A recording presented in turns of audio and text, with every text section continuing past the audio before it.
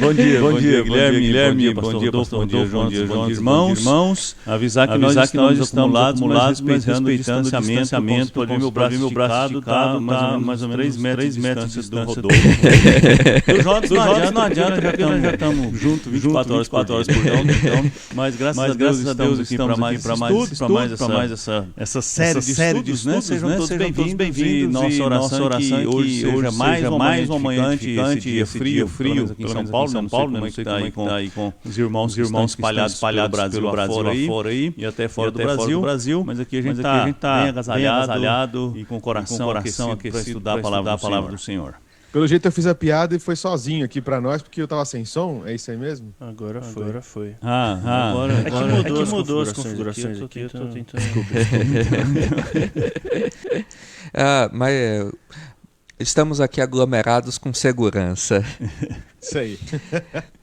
Bom dia, meus irmãos, sejam todos bem-vindos, muito bom estar aqui com vocês novamente, nesse que é o dia do Senhor, e que, como temos feito em todos esses, que nós, mesmo que virtualmente nos reunimos, possamos aí celebrar e adorar ao nosso Deus, nos lembrarmos desses seus poderosos feitos em nós e por meio de nós. E que, com toda certeza, mas esse estudo será para o nosso crescimento e também para a nossa edificação. Bom dia a todo mundo que está participando aqui com a gente. Não tem muito o que falar, eu fico por último, vocês já falam tudo que tinha para falar. Mas mais um dia aí de estudos, né? Tô aprendido bastante, tem sido muito bom. É isso. É isso aí. Muito bem. E hoje, agora, nessa nova fase aqui dos estudos, a gente vai para a segunda temporada dos nossos Fundamentos da Fé aí, como o pastor Aguinaldo falou na semana passada aí no estudo de terça-feira, vai para Season 2 aí, né? São os Fundamentos da Fé, a segunda temporada agora. Esse nível hard. Hard. Então, é verdade. Segunda temporada, né, para usar o vernáculo apropriado para essa nação. Mas não fui eu, não. Você que quis achar alguma palavra referente a isso com S, só tinha assim. Tá certo.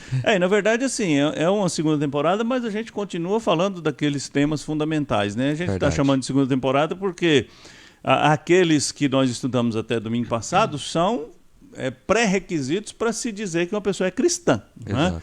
Abraçar aquela fé que nós vamos começar a apresentar hoje, que é apenas um aspecto pequeno da fé reformada, né, que muita gente acha que é o principal, que é o fundamental, mas não é. Mas é um aspecto importante da fé reformada, que são as doutrinas da graça. E por isso a nossa aula hoje tem o título Salvo pela Graça? Será mesmo? É exatamente porque a gente precisa investir em conhecer um pouco mais, um pouco melhor essa fé que nós professamos, né? É verdade. Isso aí. E essa parte, né, que hoje o senhor vai tocar, que é essa parte, já dando alguns spoilers, né?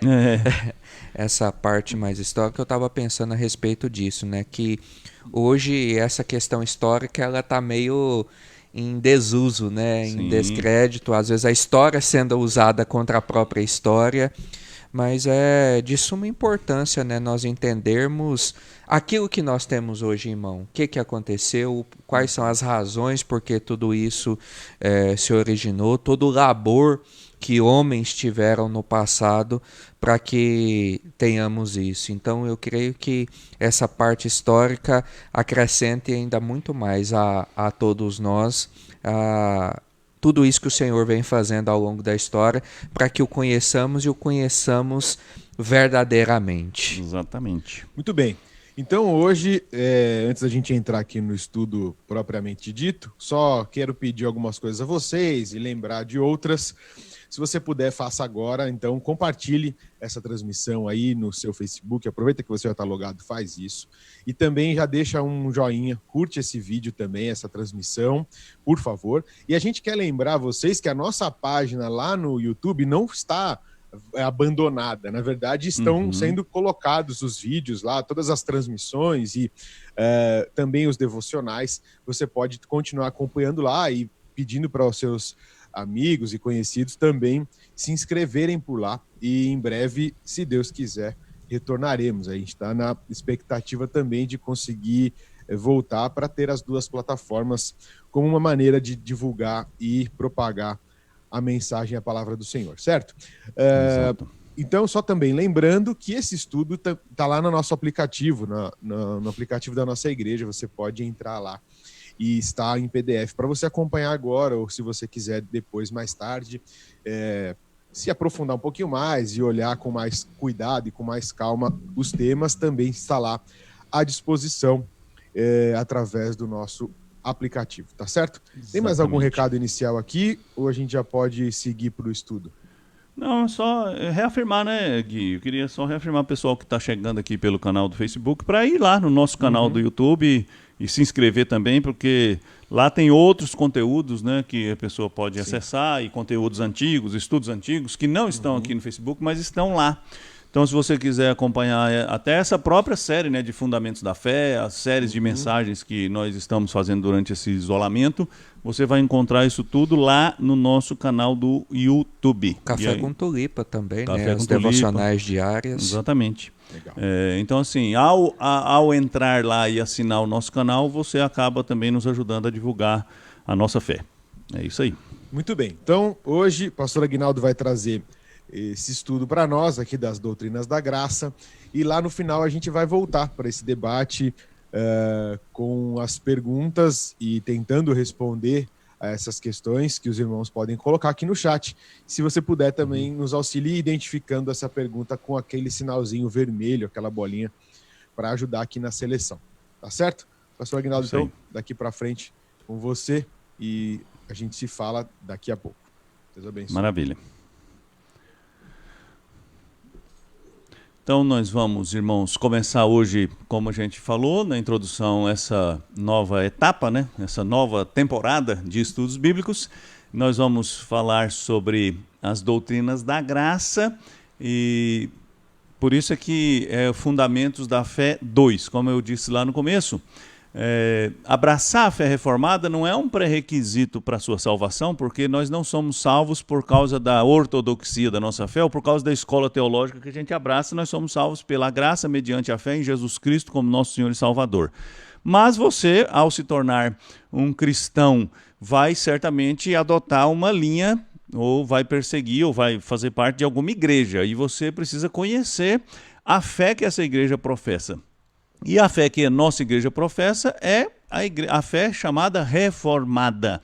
E a gente vai falar durante essa série nova aqui de alguns aspectos distintivos da nossa fé reformada. E eu começo aqui com a nossa aula de hoje falando exatamente sobre a salvação pela graça. E com esse título que já é uma provocação, né? Salvo pela graça, será mesmo? Será que todas as igrejas que se declaram evangélicas ou protestantes acreditam da mesma forma na salvação pela graça, ou será que há diferenças? E nós vamos ver que há diferenças. E a fé reformada é uma fé que está comprometida em defender a salvação, como ensinada na Escritura Sagrada, somente pela graça, mediante a fé. Então, quando a gente fala de fé reformada, nós estamos falando de uma fé bíblica. Então, para nós, a nossa posição teológica apenas define a escola que nós abraçamos, mas a nossa fé pretende, se esforça e está comprometida com um fundamento da fé protestante, que é o sola scriptura, ou seja, a nossa fé é uma fé bíblica. E por isso eu quero começar fazendo a leitura de um texto, um clássico texto que fala sobre a salvação pela graça, né, que é Efésios capítulo 2, do verso 1 até o verso 10. Se você quiser aí acompanhar a leitura, eu acho que vai estar na sua tela, ou então você pode abrir sua Bíblia e nós vamos ler esse trecho da Escritura Sagrada, onde o apóstolo Paulo escreveu assim: Ele, está falando de Deus, obviamente, vos deu vida estando vós mortos nos vossos delitos e pecados, nos quais andastes outrora, segundo o curso deste mundo, segundo o príncipe da potestade do ar, do espírito que agora atua nos filhos da desobediência, entre os quais também todos nós andamos outrora, segundo as inclinações da nossa carne, fazendo a vontade da carne e dos pensamentos. E éramos, por natureza, filhos da ira, como também os demais. Mas Deus, sendo rico em misericórdia, por causa do grande amor com que nos amou, e estando nós mortos em nossos delitos, nos deu vida juntamente com Cristo. Pela graça sois salvos, e juntamente com ele nos ressuscitou e nos fez assentar nos lugares celestiais em Cristo Jesus, para mostrar nos séculos vindouros a suprema riqueza da sua graça em bondade para conosco em Cristo Jesus. Porque pela graça sois salvos mediante a fé. E isto não vem de vós, é dom de Deus, não de obras para que ninguém se glorie, pois somos feitura dele, criados em Cristo Jesus para boas obras, as quais Deus de antemão preparou para que andássemos nelas. Vamos fazer uma oração? Vamos pedir que o Senhor nos conduza aqui? Senhor, eu te agradeço porque nós estamos começando esse dia na presença do Senhor, lendo a palavra do Senhor, e vamos falar da fé que nos foi entregue, revelada na Escritura Sagrada. Eu quero pedir que o Senhor nos dê a graça de sermos fiéis a esta fé revelada pelo Senhor mesmo. Livra-nos do erro, do engano, da presunção, ajuda-nos na nossa limitação, na nossa incapacidade, para que nós compreendamos este aspecto tão fundamental da obra que o Senhor realizou na nossa vida pela graça. Que a salvação chegue a cada um de nós como essa dádiva maravilhosa do Senhor. Ilumina a nossa mente, o nosso coração, eu te peço em nome de Jesus. Amém. Bom, quais são os objetivos da nossa aula aqui hoje? Eu coloquei 3 objetivos. Primeiro, é apresentar um panorama histórico das doutrinas da graça. Eu gosto sempre de começar, irmãos, por esse caminho, para a gente ver que as doutrinas que nós abraçamos não são invenções recentes, ou não são invenções da nossa igreja, ou não são invenções calvinistas, né? A gente ouve muito essa crítica, né? Vocês são calvinistas, Calvino vem antes da Bíblia. Isso é um equívoco que a gente pretende corrigir durante essa série. Segundo, apresentar um sumário das convicções reformadas ao longo da história. Então eu vou apresentar aqui, e a gente vai ler bastante hoje, eu quero que você acompanhe aí, na tela, nós vamos ler alguns trechos de documentos históricos da fé cristã e, em particular, da fé reformada. E, por fim, descrever os pontos principais dos temas a serem tratados nas próximas aulas. Então, nós vamos seguir por esse caminho aí, na esperança de que a gente prepare o nosso coração para tudo que nós vamos estudar aí nestas próximas semanas. E o que são doutrinas da graça, né? Então, quando a gente fala das doutrinas da graça, nós estamos falando de um capítulo só da teologia cristã, que é o capítulo que trata da salvação.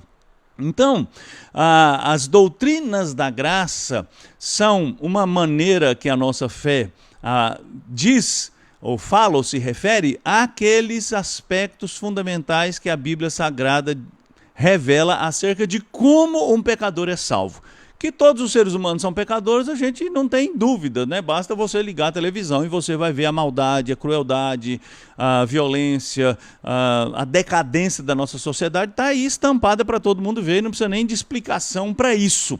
Nós, à luz da Escritura Sagrada, entendemos que tudo isso que acontece ao nosso redor é fruto do fato de nós pertencermos a uma sociedade humana caída, que se rebelou contra Deus, que voltou as costas para Deus, que está distante de Deus, que está separada de Deus. E por isso, voltando lá para Gênesis, está morta, porque morte, no seu sentido mais teológico, é separação de Deus, porque Deus é o autor da vida. Quando você se separa de Deus, você está morto, e a morte vai causando esse dano que a gente vê diariamente na nossa casa, através das mídias, através da TV, enfim, você sabe muito bem disso. Esse homem perdido, sem esperança, foi alvo da promessa de Deus de que ele enviaria alguém para salvá-lo. Então, a doutrina da salvação é aquela parte da fé que estuda como Deus realizou na história a obra da redenção. Então, durante o nosso estudo aqui, durante essa série de estudos, nós vamos responder algumas perguntas que são importantes. Primeira pergunta: qual é a extensão do dano causado pelo pecado na vida do homem? Quanto o pecado causou de estrago na vida do homem? E a gente vai ver que esse é um aspecto fundamental, primário, primordial. Se você não entender isso, você não vai conseguir entender todo o processo e toda a obra redentora. Segunda pergunta: A salvação é uma obra de Deus somente ou precisa da cooperação do homem para ser realizada? A salvação é uma obra em que Deus é o ator principal e é, na verdade, aquele que faz tudo para que a salvação aconteça, ou o homem tem um papel fundamental e sem a colaboração do homem não é possível ter salvação? Terceiro, por que, ouvindo a mesma mensagem, um homem crê e o outro não crê? Será que isso é só uma questão de vontade? Essa é uma pergunta também que a gente vai tentar responder aqui ao longo da nossa série. Você está no mesmo ambiente, pessoas iguais, que talvez tenham uma história igual, talvez sejam da mesma família, ouvem a mesma mensagem, e um é transformado e crê e se entrega e confessa a Cristo como seu Senhor, e outro não faz isso. Por que que isso acontece? Será que é só uma decisão pessoal? Quarta pergunta, Cristo morreu para salvar ou apenas para possibilitar a salvação? Essa é uma discussão muito curiosa que a gente vai também tentar esclarecer. A obra de Jesus Cristo realizada neste mundo é salvação de fato ou é apenas uma possibilidade de salvação? Então a gente vai tentar responder essa pergunta. E a última pergunta, será que a salvação é segura? Posso perdê-la? Será que a salvação realmente é algo que você se apropria? É algo que se torna sua salvação? Ou será que você vai estar sempre aí no fio da navalha, na corda bamba, sem saber exatamente se você é salvo, até o dia em que você tiver que ser chamado lá para comparecer perante o Senhor, ou seja, quando você chegar ao fim da sua vida, e aí naquele momento você realmente terá a segurança de ter sido salvo, de ser salvo, não ser salvo, enfim. Então, essas são as perguntas fundamentais, e eu fiz essas perguntas, irmãos, vocês vão ver ao longo do estudo, que não de hoje, mas da série, que essas perguntas estão correlacionadas aos principais pontos das chamadas doutrinas da graça na perspectiva da fé reformada, bíblico-reformada. Quero começar dizendo o seguinte, que o tema que nós trataremos aqui nessa nossa série de estudos, ele é um longo debate histórico. Certamente você já ouviu falar da expressão tulip, né? Então, as raízes da doutrina da graça estão muito além do tulip. O que é o tulip? Se você não está acostumado com essa nomenclatura, né? Tulip é um acrônimo que foi criado para sintetizar os 5 pontos do chamado calvinismo, 5 pontos do calvinismo.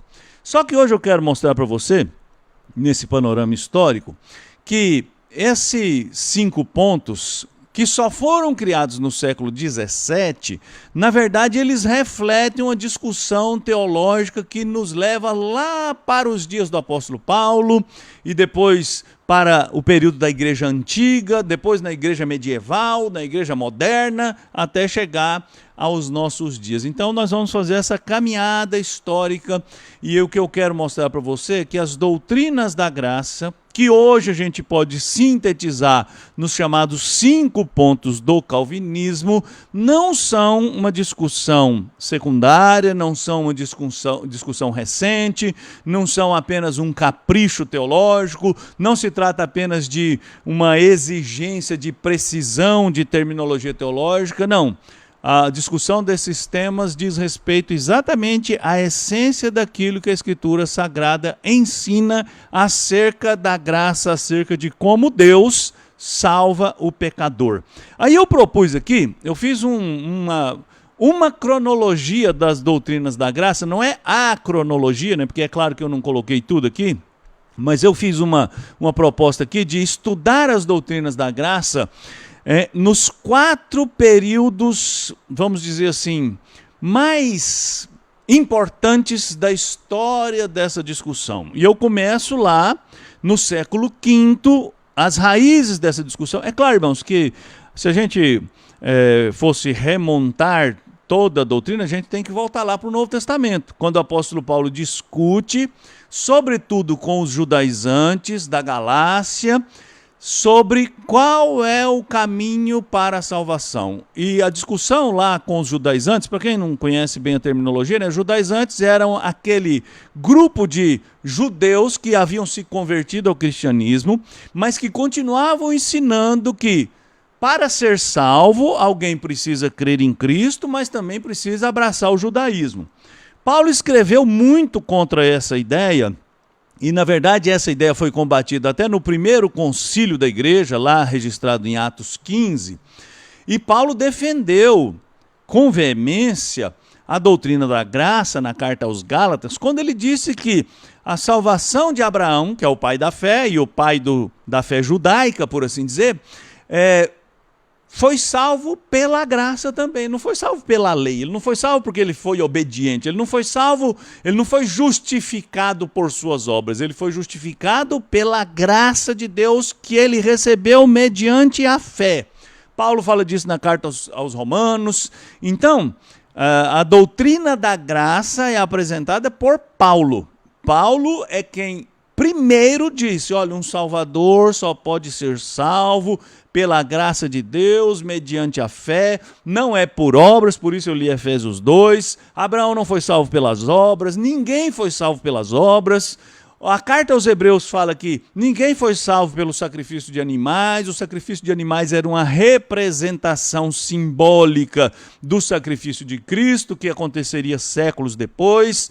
Então a doutrina da graça, ela está exposta no Antigo Testamento, no Novo Testamento e na teologia, e aqui o nosso ponto chega aqui onde eu queria chegar, no século V aconteceu, vamos dizer assim, não a primeira, mas a mais contundente controvérsia acerca da doutrina da graça. A controvérsia entre Pelágio e Agostinho. Vou explicar isso mais adiante. Depois a gente pula lá para o século VI, século seguinte, com um movimento chamado semipelagianismo, e aí está claro, né? Semipelagianismo é uma releitura do ensino de Pelágio, e a discussão do semipelagianismo com um sínodo importante da igreja, o segundo sínodo da cidade de Orange, que é uma cidade francesa lá do sul da França, em que discutiu esse assunto. Então o século VI foi um século importante para a discussão das doutrinas da graça. Aí a gente pula para o período da Reforma, século XVI, onde nós encontramos Erasmo de Roterdã, que foi um importante humanista, teólogo, filósofo, pensador da igreja, e Martim Lutero, o reformador, né, o grande reformador, o grande iniciador da Reforma Protestante. Então essas duas figuras ilustres no cenário teológico tiveram um amplo debate sobre as doutrinas da graça. E por fim, o período do século XVII, em que acontece aquela discussão teológica entre os arminianos e os calvinistas, especificamente lá na Holanda, nos Países Baixos, que era um país oficialmente calvinista e que enfrentou esse embate teológico entre as posições arminianas e as posições calvinistas. Aqui é só o quadro geral, e aí eu começo com essa primeira controvérsia lá do século V entre Pelágio e Agostinho. É claro, irmãos, eu estou fazendo aqui uma síntese do resumo, né?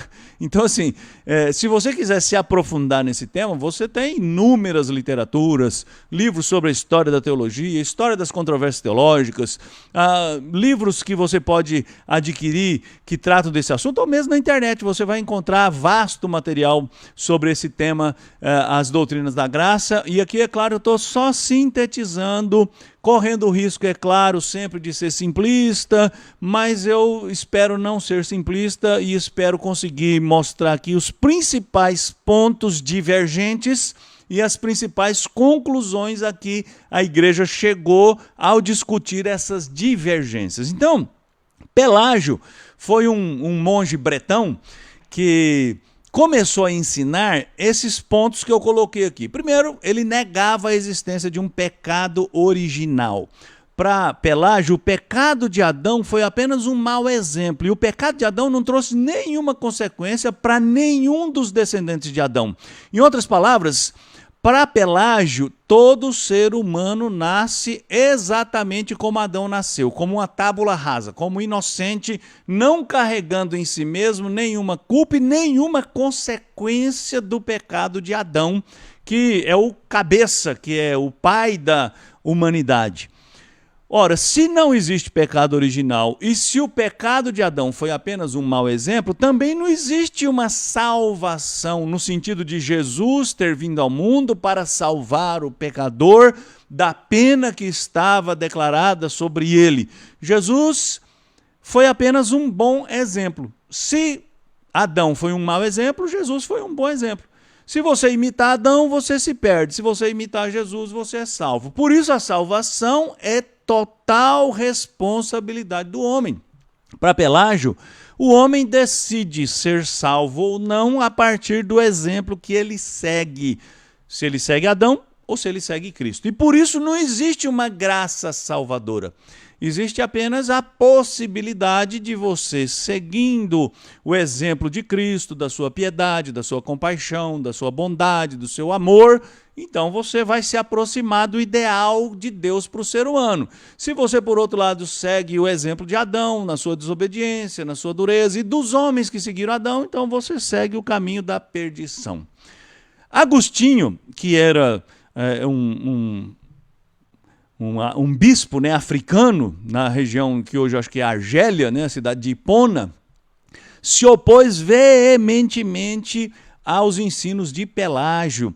E os grandes historiadores dizem, né, que Agostinho foi o teólogo que colocou a igreja de volta nos trilhos do Novo Testamento, porque a igreja já começava a se desviar. Imaginem, século V, nós estamos falando do ano 420, 410, já que Agostinho morreu em 430, né? Então, aí no começo do século V, a igreja já começava a se desviar das doutrinas fundamentais do Novo Testamento.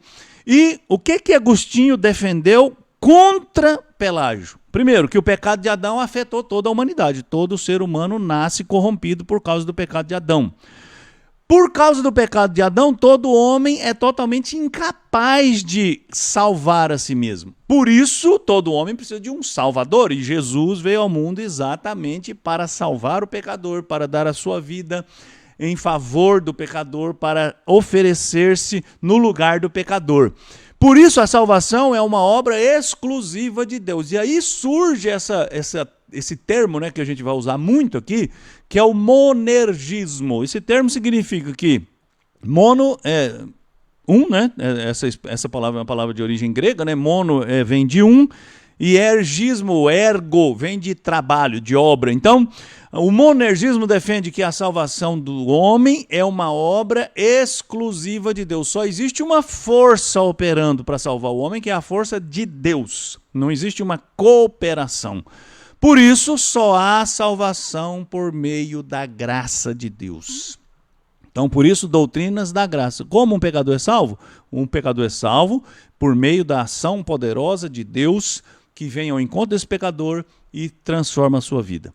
Então, o que aconteceu nesse período? Aconteceram vários debates teológicos e o Concílio de Éfeso, está aí na sua tela, realizado em 431, condenou as ideias de Pelágio como heréticas. Então, nesse primeiro embate, a igreja afirmou as doutrinas agostinianas acerca da graça, acerca do pecado original, e afirmou que a salvação é uma obra da graça de Deus, e Pelágio foi condenado como um herege por causa das suas posições que negavam o ensino da Escritura Sagrada.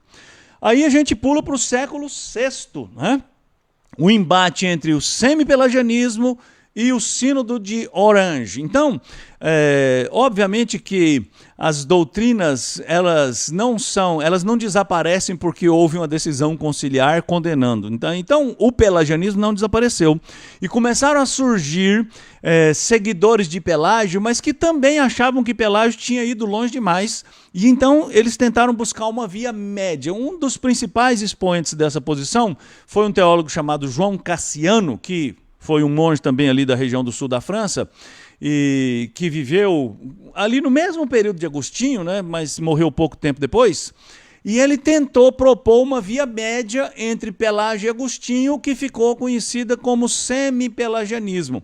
O que o semi-pelagianismo ensinava? Que o homem pode responder à graça por um ato da vontade, que o pecado trouxe danos, mas os danos que o pecado trouxe para o homem não foram assim tão profundos como Agostinho dizia, e que resta no homem ainda uma capacidade, e que o homem precisa da ajuda de Deus. E aqui começa a surgir um termo que lá mais adiante vai se tornar muito importante, que é o chamado graça preveniente, que é uma ação geral de Deus no coração de todos os homens, que capacita esse homem a ir em direção a Deus. Criou-se então a ideia de sinergismo. Então, em contraposição ao monergismo de Agostinho, o sinergismo. Então, o sinergismo são duas forças atuando para a salvação do homem. Então, existe a força divina, que manda o Salvador, que envia o Espírito Santo, mas existe a força humana. E segundo o semi-pelagianismo, a salvação é o resultado da conjunção dessas duas forças. Foi convocado um sínodo para discutir isso. Era assim que a igreja antiga discutia as questões teológicas. Vamos sentar os bispos, os principais líderes ali da região, já que a discussão surgiu ali no sul da França. Vários bispos se reuniram, discutiram, debateram, e a conclusão que se chegou foi que as ideias sinergistas foram rejeitadas, foi reafirmada a doutrina agostiniana da graça de Deus, negou-se a capacidade humana do homem se salvar por um ato da vontade, e embora o sínodo de Orange tenha se pronunciado contrário ao semi-pelagianismo, ele também não conseguiu conter a evolução do pelagianismo. Eu separei aqui alguns pequenos trechos das resoluções do sínodo de Orange, né, os cânones de Orange. Os cânones são as decisões oficiais de um concílio, e aí eu vou ler aqui para vocês. Que interessante, ó, o trecho de alguns desses cânones. Ninguém se glorie do que ele parece ter, como se não fosse um dom recebido. Ou seja, tudo que o homem tem, ele recebeu de Deus. Deus realiza no homem muitas coisas boas que o homem não realiza, mas o homem não cumpre nenhum bem que Deus não lhe deu os meios para cumprir. Olha, o homem faz muita coisa, mas tudo que o homem faz é ruim. E o homem só faz o bem por causa daquilo que Deus deu para ele cumprir o bem que Deus determinou. O homem só tem de sua mentira e pecado. Se o homem tem uma parte de verdade e justiça, ela provém da fonte de qual nós devemos beber nesse árido deserto. Então, o que é do próprio homem é o pecado e a mentira. E todo o bem que há no homem vem daquele que nos dá, que é Deus. Os homens executam a sua vontade própria quando fazem o que Deus não quer, mas quando cumprem a sua vontade de obedecer à vontade divina, embora procedam voluntariamente, isso se deve ao querer daquele que prepara e dispõe a vontade dos homens. Olha que bonito isso aqui, né? Então, os homens executam a sua vontade própria quando desobedecem a Deus. Quando obedecem, ainda que seja voluntariamente, eles só obedecem porque Deus preparou e dispôs. Como Paulo disse lá no texto de Efésios, Deus é que prepara as boas obras para que nós andemos nelas. Então é isso que o sínodo de Orange está declarando na sua decisão do ano 529. Aí nós pulamos para o século XVI, Erasmo e Lutero. Erasmo, como eu já disse, era um humanista, um teólogo que acreditava que a igreja precisava de uma reforma, como Lutero. A diferença entre Erasmo e Lutero é que Erasmo acreditava que a reforma que a igreja precisava era apenas moral e que o homem era capaz de fazer essa reforma porque o homem tinha em si mesmo a capacidade de fazer escolhas morais e de consertar o seu caminho e de acertar os seus passos, de acertar a sua vida com Deus. Então, ele refutou as posições de Lutero sobre livre-arbítrio, sobre justiça de Deus, sobre predestinação, sobre onisciência, sobre onipotência e tudo mais. Ele foi um opositor de Lutero. Embora, se você pegar um livro de história, você vai ver que, no princípio, Erasmo não quis muito entrar no debate, mas ele foi sendo pressionado, até que ele teve que tomar uma posição e não dava para ficar neutro, considerando o ânimo acirrado que aconteceu ali, naquela região onde aconteceu a reforma, por causa da polarização teológica, né? Então Erasmo teve que se posicionar e a posição dele foi contra Lutero. Ele escreveu um livro, que está aí o título em latim, para você que fala latim, mas eu não falo, então eu vou falar em português. Livre-arbítrio, discursos ou comparações. Então ele pegou as obras de Lutero e ele começou a trabalhar sobre as obras de Lutero, e ele achava que Lutero exagerou demais no papel da graça, que a graça é importante, mas não é tão importante assim. O que Lutero fez? Lutero reafirmou a completa incapacidade humana, defendeu a graça de Deus como o único meio de reforma e de salvação, e ele escreveu um livro para refutar o livro de Erasmo de Roterdã, e esse livro foi intitulado A Escravidão da Vontade. E ele reafirmou a salvação monergística, ou seja, a salvação é uma obra exclusiva de Deus. Então, isso é muito importante nesse cenário. Então, Lutero defendeu as doutrinas da graça contra as posições humanistas e contra as posições que não queriam que a igreja passasse por uma reforma, pelo menos nos moldes que Lutero queria que a igreja passasse, que a igreja reafirmasse a salvação pela graça, mediante a fé, a justificação somente pela graça, não por meio de obras, não por meio de penitências, não por meio de relíquias sagradas, mas somente pela graça, mediante a fé. E aí a gente chega no século XVII, século seguinte, com a discussão entre arminianismo e calvinismo. Aqui, irmãos, vale um detalhe histórico, né? Armínio e Calvino. Então, Jacó Armínio, que é o pai do arminianismo, e João Calvino, que é obviamente o pai do calvinismo, nunca se encontraram, nunca debateram, porque, na verdade, quando Armínio nasceu, aliás, quando Calvino morreu, Armínio só tinha 4 anos de idade. Então não dá para ter um debate teológico entre Calvino e Armínio, né? Outra curiosidade teológica, Armínio era um admirador de Calvino, tanto é que ele foi fazer teologia em Genebra, e ele estudou aos pés de Teodoro Beza, que foi o sucessor de Calvino. Armínio chegou a dizer em um de seus livros que Calvino era insuperável no que diz respeito à interpretação da Escritura Sagrada. Mas ele discordou de muitas doutrinas de Calvino. Depois que ele se formou, ele foi lecionar teologia na Universidade de Leiden, no sul da Holanda. Não sei se é sul, acho que é centro-sul. E ali ele começou a ensinar doutrinas contrárias àquelas abraçadas por Calvino e pelos principais reformadores. Então, eu fiz uma listinha aqui, ó. Ele negou a total incapacidade humana, de volta aquele negócio, né? Por isso é que os nossos irmãos arminianos ficam nervosos quando a gente fala que o arminianismo é um semi-pelagianismo protestante. Mas porque assim como o semi-pelagianismo negou a incapacidade total, o arminianismo também negou. É claro que os arminianos não negam que a salvação é pela graça, mas eles dizem que a graça, existe uma graça que prepara o homem.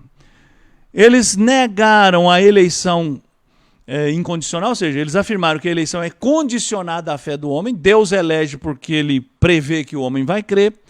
Eles afirmavam que Cristo morreu por todos os homens indistintamente, que a graça de Deus pode ser resistida e por isso a salvação depende da perseverança do homem, ou seja, a salvação pode ser perdida. Se você não perseverar até o fim, você se perde. Isso é verdade, mas como os arminianos dizem, é uma verdade um pouco distorcida, porque o arminianismo acredita que a salvação depende da permanência do homem na vontade de ser fiel ao Senhor. Os calvinistas, por outro lado, dizem o quê? Reafirmaram a completa incapacidade humana, reafirmaram a eleição soberana e incondicional, reafirmaram que Cristo morreu apenas pelos eleitos, que a graça não pode ser resistida e que a salvação é segura, pois ela depende da fidelidade de Deus e não da perseverança do homem. Só um pequeno detalhe histórico dessa discussão, né? Onde surgiu essa discussão?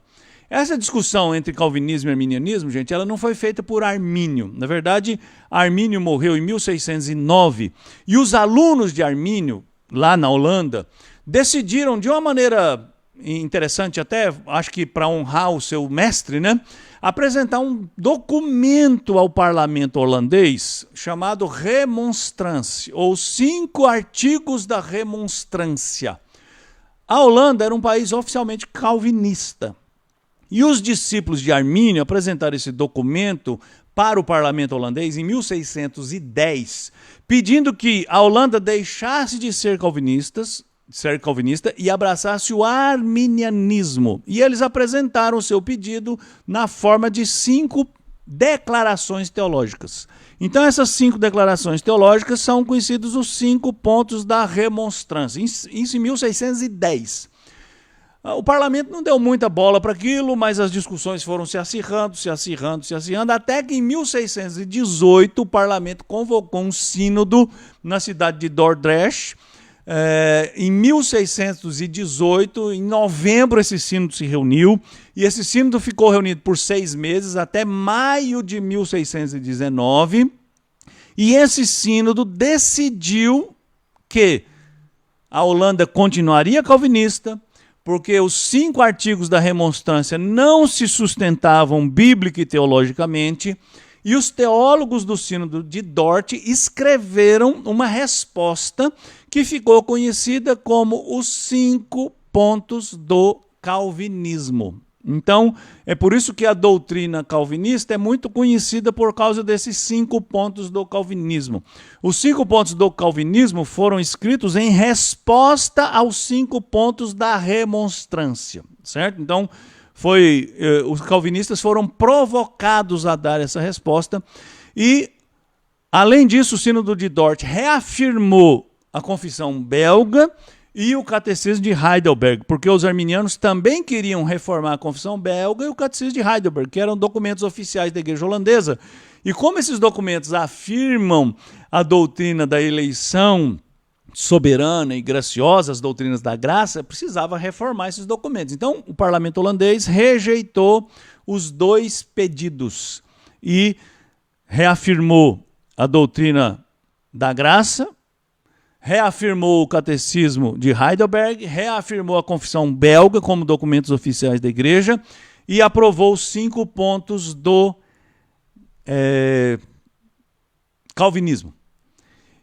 E o que são os 5 pontos do calvinismo? Então, aquele acróstico, né, ou aquele acrônimo tão conhecido, né, tá aí a palavra tulip. Em inglês, né, eu não vou ler em inglês, mas os 5 pontos do calvinismo são depravação total, eleição incondicional, expiação limitada, graça irresistível e perseverança dos santos. Então, tulip é o acrônimo com a letra inicial de cada uma dessas declarações dos 5 pontos do calvinismo. Eu gostei, tem um livrinho do John Piper chamado 5 Pontos, recomendo a sua leitura, e ele cita ali um teólogo chamado Greg Foster, e ele propôs a seguinte releitura dos 5 pontos. Eu achei bastante interessante isso aqui. Primeiro ponto, o estado do homem antes da salvação. Qual é? Totalmente perdido. Segundo ponto, a obra do Pai na salvação, a escolha incondicional. Terceiro ponto, a obra do Filho na salvação, é a salvação pessoal. Cristo vem e salva o pecador. Quarto ponto, a obra do Espírito na salvação, é a transformação sobrenatural. E o quinto ponto é o estado do homem depois da salvação, que é a perseverança na fé. Então, gente, basicamente, esse é o pequeno esboço histórico que eu queria apresentar para vocês desse tema tão importante. Agora, eu quero mostrar para vocês como as doutrinas da graça estão expostas nos principais documentos da fé protestante. Só um parêntese histórico. Os séculos séculos 16 e 17 são conhecidas como o período em que a fé cristã produziu mais confissões. Por quê? Vou explicar isso aqui rapidinho. A igreja veio durante 15 séculos numa unidade. Aconteceu a reforma, os reformadores foram expulsos da igreja e criaram suas próprias igrejas. Isso é importante falar, tá? Que nenhum reformador queria sair da igreja. Eles queriam que a igreja fosse reformada, mas eles foram expulsos, excomungados. Alguns foram até sentenciados à morte. Então surgiram as igrejas protestantes, igreja luterana, igreja anglicana, igreja calvinista ali no começo, esses 3 ramos teológicos. Essas igrejas precisavam escrever qual é a fé que nós abraçamos. Então esse período foi pródigo, foi farto, foi muito produtivo em produzir esses documentos da fé protestante. Mas eu quero começar com um documento que a maioria das pessoas esquece, que é a Confissão de Fé da Guanabara, que é a primeira confissão de fé das Américas, que foi escrita aqui no Brasil por 5 irmãos calvinistas que estavam presos no Rio de Janeiro e depois foram mortos. E eles escreveram assim, ó: quanto ao livre-arbítrio, o que é a Confissão de Fé da Guanabara de 1558? O que ela diz? Quanto ao livre-arbítrio, cremos que, se o primeiro homem, criado à imagem de Deus, teve liberdade de vontade, tanto para o bem como para o mal, só ele conheceu o que era livre-arbítrio, estando em sua integridade. Ora, ele nem apenas guardou esse dom de Deus, assim como dele foi privado por seu pecado, e todos os que descendem dele, de sorte que nenhum da semente de Adão tem uma centelha do bem. Então olha que coisa interessante. Essa questão do livre-arbítrio vai ser importante quando a gente estudar a próxima lição, que é sobre o estado do homem, a depravação total. Mas aqui a gente já coloca esse aspecto importante, né? Que todos os homens que descendem de Adão estão caídos em pecado e deles ou neles não resta nenhuma centelha de bem. Segunda coisa sobre a perseverança que a Confissão de Fé da Guanabara diz: o homem predestinado para a vida eterna, embora peque por fragilidade humana, todavia não pode cair em impenitência, ou seja, ele não pode abandonar a fé de maneira plena. A este propósito, São João diz que ele não peca porque a eleição permanece nele. Olha que coisa interessante, né? Os escritores da Confissão de Fé da Guanabara não dizem que João disse que o homem nunca peca. Ao dizer que o homem não peca, João quis dizer que o homem não cai na impenitência. O homem salvo, justificado, aquele que pertence a Cristo, não abandona a fé de maneira plena. Segundo documento, eu pus aqui na ordem cronológica, o Catecismo de Heidelberg, foi escrito em 1563. Pergunta 60. Como é que você é justo diante de Deus? E a resposta: somente pela verdadeira fé em Cristo Jesus.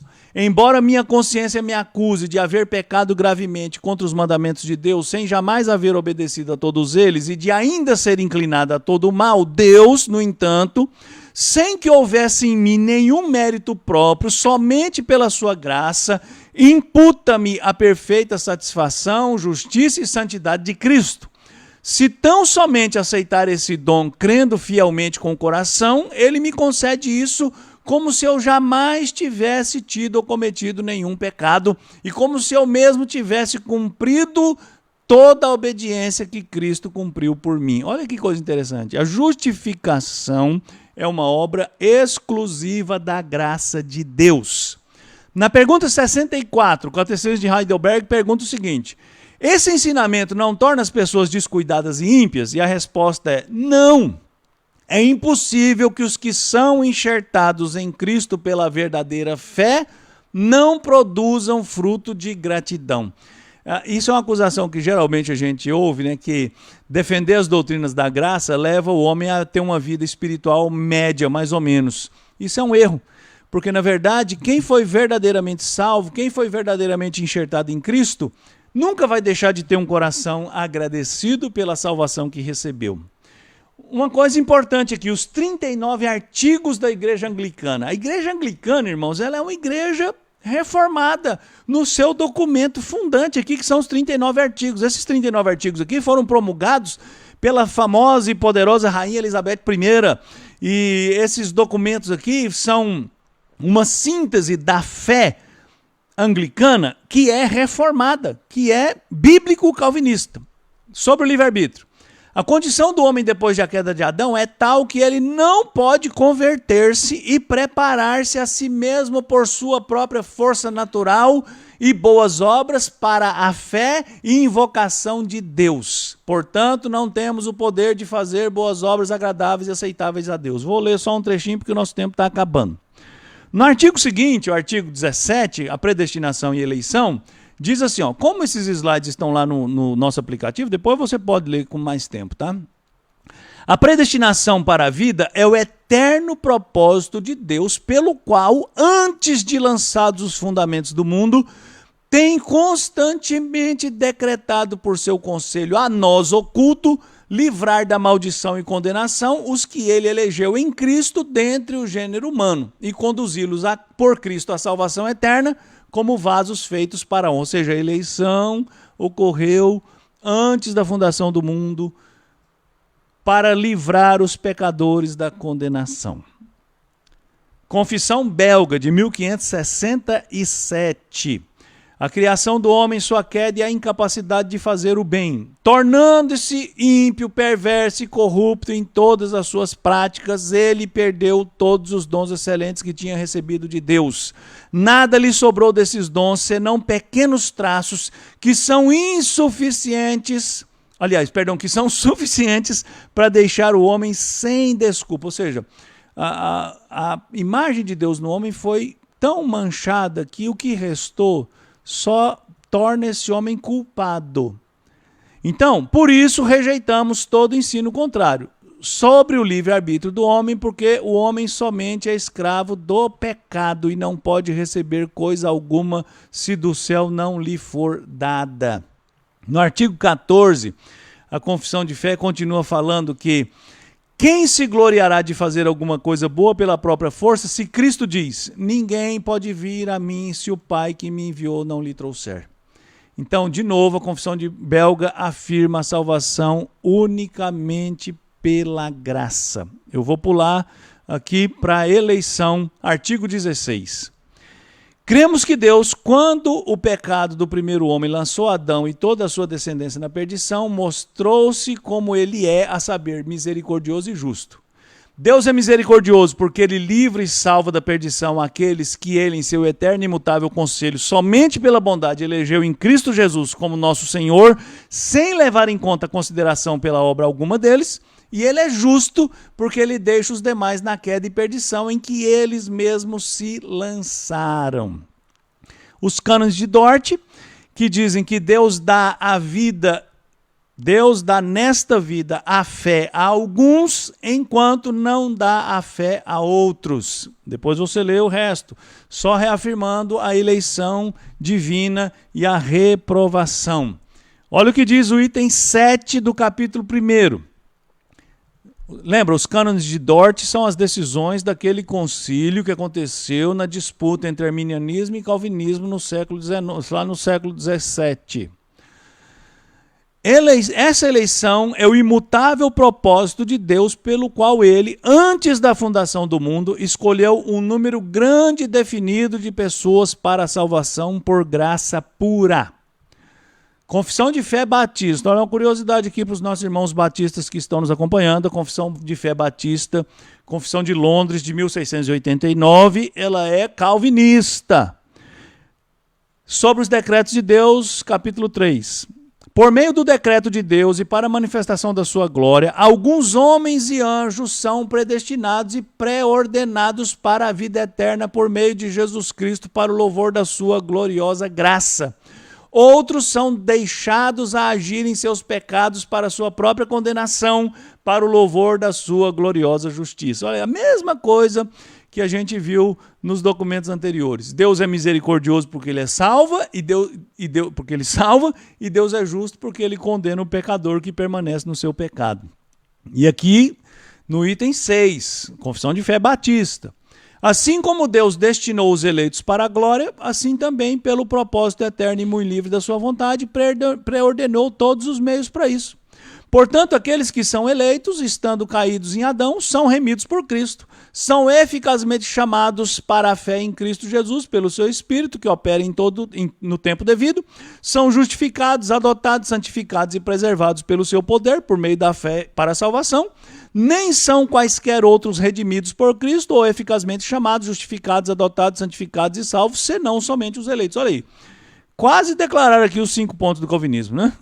A eleição incondicional, a salvação pela graça, a operação do Espírito Santo soberana e a justificação somente dos eleitos. Então, presta atenção. As doutrinas da graça foram abraçadas por toda a fé protestante. Todos os protestantes, luteranos, calvinistas, anglicanos e mais tarde, na segunda geração, os batistas, porque os batistas não estão na primeira geração de reformadores, né?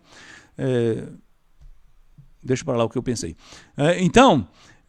Mas há os protestantes históricos, todos eles abraçaram a graça soberana, conforme ensinada na Escritura Sagrada. Por fim, eu vou só fazer uma síntese do que a gente vai estudar depois. Nos outros slides, aí tem mais 2 slides com algumas citações, mas isso você pode ler em casa aí depois. As doutrinas da graça envolvem muito mais do que os 5 pontos do calvinismo, certo? Mas nós vamos ficar nos 5 pontos. Por quê? Porque a exposição dos 5 pontos almeja dar para você uma visão mais precisa do que nós cremos sobre graça e sobre salvação. As doutrinas da graça são uma exposição do ensino da Escritura sobre o lema dominante da teologia reformada, que é o sola scriptura. As controvérsias dificilmente deixarão de existir em virtude do caráter rebelde, da capacidade limitada do nosso coração e do homem caído. O grande desafio da teologia cristã sempre foi, é e sempre será permanecer fiel às Escrituras Sagradas. Ou seja, nosso propósito aqui durante esse nosso segunda sessão, ou segunda temporada do nosso curso de Fundamentos da Fé, é estudar o que a fé reformada diz sobre a salvação. Deus abençoe você. Vamos para o nosso bate-papo. Muito bem. Estamos de volta. Tudo certo? Estamos de volta. Muito bom. Joia. Beleza. É o seguinte, graças a Deus, na verdade, né? Antes de entrar, eu já estava aqui focado nas perguntas, que comecei a entrar as perguntas no chat, eu comecei já a selecionar. Mas antes, só agradecer ao Senhor, nosso Deus, pela sua imensa graça e sua bondade, pela salvação em Cristo Jesus e pela bênção de podermos estudar a palavra dele nessa manhã, em conjunto com os nossos irmãos aqui reunidos. Como é que a gente usou a palavra? Não é virtualmente, mas a gente tinha digitalmente. Digitalmente. Acho que era digitalmente mesmo. Porque virtual parece que é de mentira, né? Mas não é de mentira, é totalmente verdade a nossa união e a nossa comunhão aqui, mesmo à distância. Beleza. Verdade. E aí, pastor Muito Rodolfo, bem. Quer comentar alguma coisa antes da gente partir para as perguntas aqui? Vamos para as perguntas, né? Creio que pode enriquecer mais ainda aí o nosso bate-papo. Tem muita pergunta aí hoje? Um pouquinho, não tem muita não. Não tem muita, mas as que tem... As que tem é para dar aquela pegada. Então vamos lá. Vamos lá então. O presbítero Eli foi o primeiro a deixar uma pergunta aqui, viu, pastor Aguinaldo? Vamos lá. A grande prevalência e influência da doutrina arminiana no meio evangélico pode ser uma razão para a dificuldade de muitos crentes com respeito à certeza da salvação? Com relação à certeza da salvação, sim, porque o arminianismo ensina que ninguém pode ter certeza da salvação, né? Enquanto você estava lendo a pergunta, eu fiquei pensando em outra pergunta, né? Por que existe a prevalência da teologia arminiana, né? Já que eu estou afirmando aqui que a teologia bíblica, né, ensina as doutrinas da graça, eu não vou nem usar calvinista, né? Porque quando a gente fala calvinista, as pessoas acham que teologia calvinista não é teologia bíblica. Então, a teologia bíblica ensina as doutrinas da graça. E por que há tanta gente, ou a maioria dos cristãos, não abraça a doutrina da graça como está ensinado na Escritura? Então, respondendo ali, sim, como o arminianismo prevalece no meio evangélico brasileiro, eu acho que até talvez mundial até, Sim. As pessoas são ensinadas que elas podem perder a salvação. E eu acredito que isso é até um meio de manter o crente fiel, né? Porque se o crente com medo é um crente fiel, né? Exato. Aliás, vamos usar a pandemia como exemplo, né? Enquanto o povo estava com medo de ser contaminado, estava todo mundo fechadinho em casa. Agora que o povo perdeu o medo, está todo mundo aí achando que não tem mais nada. Por quê? Porque o medo, ele aprisiona. O medo faz a pessoa agir conforme os ditames daqueles que estão insuflando o medo. Então, sim, eu acredito que a prevalência da teologia arminiana é que faz a maioria dos crentes achar que pode perder a salvação, né? Mas a prevalência da teologia arminiana tem outras razões, né? Que eu não vou responder porque não foi perguntado. Boa. Vamos se ater às perguntas, né? Vamos lá. Tá certo. O Roger deixou assim: podemos considerar Erasmo herege como Pelágio? E no caso de Armínio, houve apenas um erro de interpretação das escrituras? Eu penso assim, né, que esse termo herege é meio pesado, né, pra gente usar.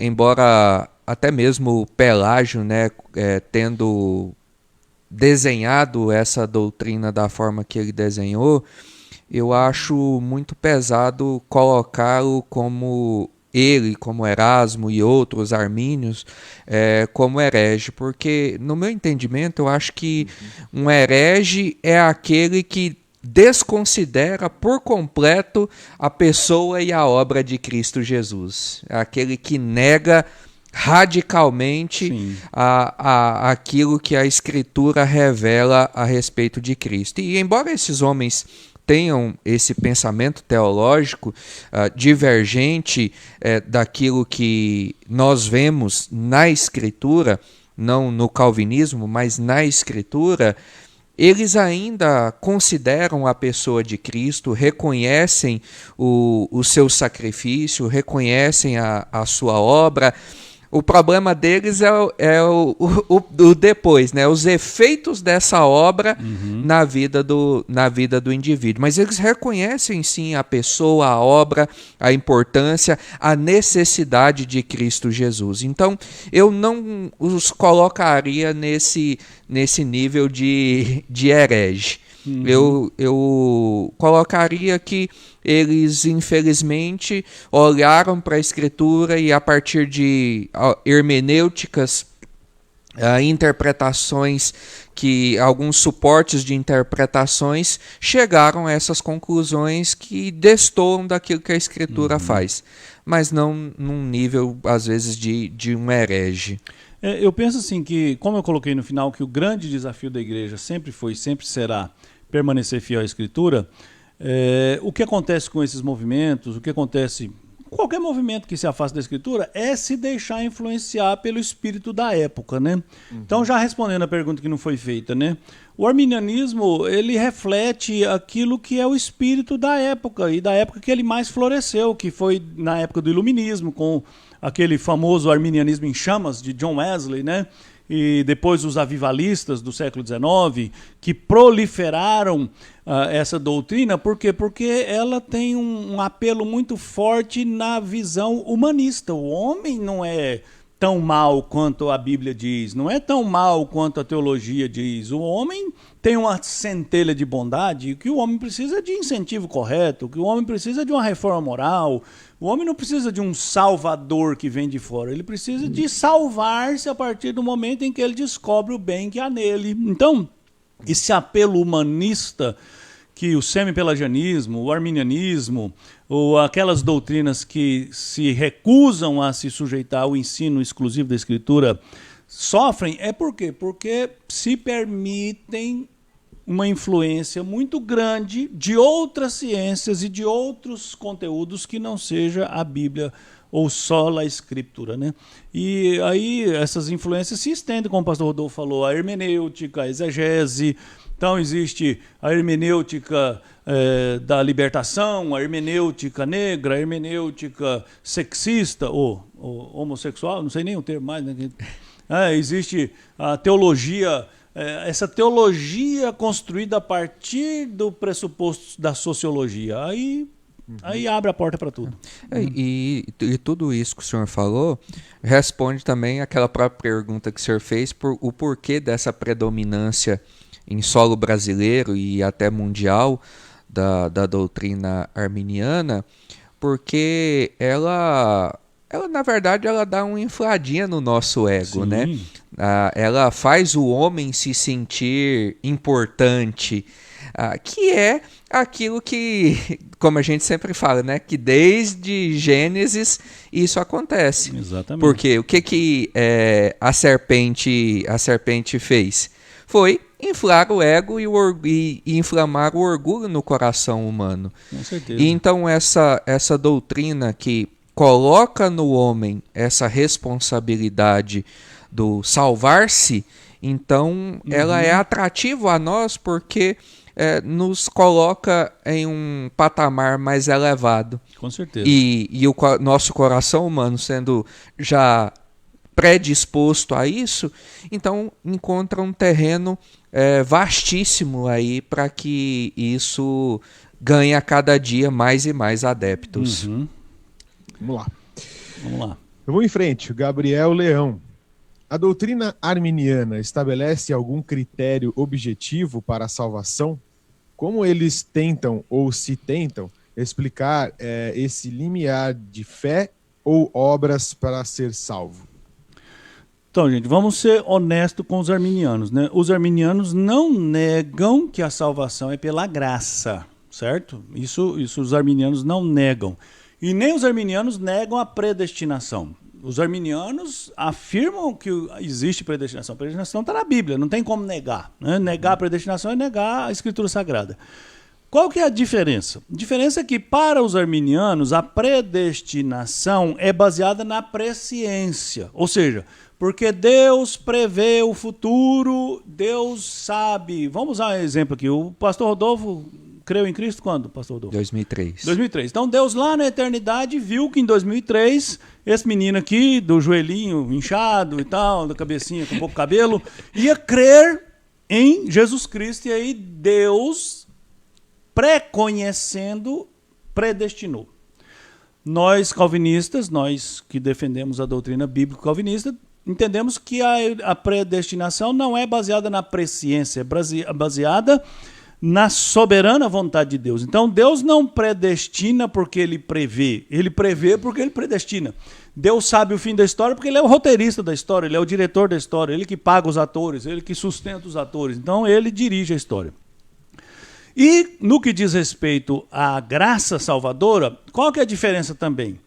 Os arminianos acreditam que a salvação é pela graça, mas eles acreditam numa coisa que chamou-se historicamente de graça preveniente, ou seja, é uma graça universal que Deus dá para todos os homens indistintamente, e essa graça permite que o homem supere a sua limitação. Então, para que o homem possa decidir por Cristo, ele precisa de uma ação prévia de Deus que se chama graça preveniente. Para nós calvinistas não existe graça preveniente, porque a gente não encontra isso na Bíblia. O que existe é a graça soberana que vai lá e transforma o coração do pecador. Então, os arminianos, eles acreditam na salvação pela graça, mediante a fé. A pergunta que a gente vai tentar responder aqui no nosso curso é: de onde vem a fé e onde atua a graça?